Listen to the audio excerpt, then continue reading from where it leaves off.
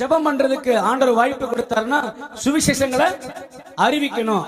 நான் அப்படியே தான் இருப்பேன், எனக்குன்னு ஒரு இடம் இருக்குது சர்ச்சில், அங்கேயே தான் இருக்கணும்.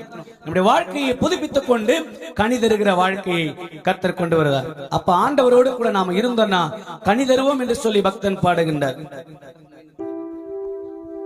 உம்மோடு நான் இருந்தா உம்மை போல் மாறிடுவே, என் இயேசையா உம்மை போல் மாறிடுவே. உம்மோடு நான் இருந்தா உம்மை போல் மாறிடுவே, என் இயேசையா உம்மை போல் மாறிடுவே.